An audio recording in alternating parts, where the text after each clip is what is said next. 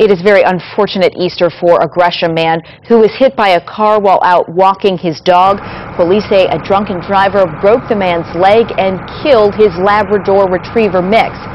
The car then crashed into an apartment building, and KATU's Carrie Tomlinson is here now. Carrie, what's the latest on all of this? A lot of neighbors heard this and felt this morning, huh? Well, indeed, and we spoke with friends of the man accused of doing the drunk driving. Well, they say Craig Bryan Day II is a responsible person, a teacher, a father, a kid's coach, and they don't understand how this could happen. Now he could face charges of reckless driving, assault, animal abuse, and more in this crash on Powell Boulevard in Gresham. That indeed shook the whole apartment building at about 2:40 this morning. The car came this way down Powell Boulevard and jumped this curb.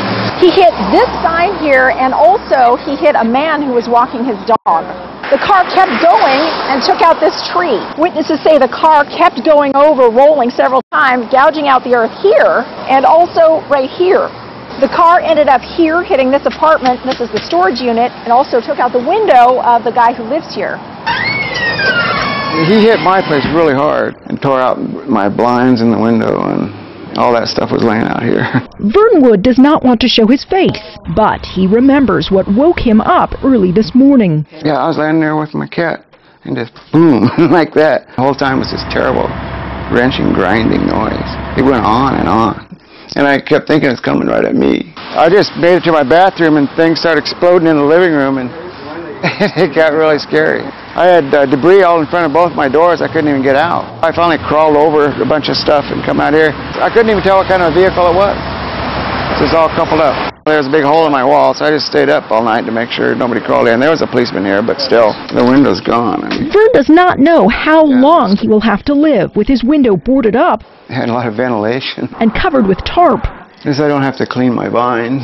But he hopes his cat Cubby will quickly forget just how loud and scary this night was. My cat's still under the bed, and she's...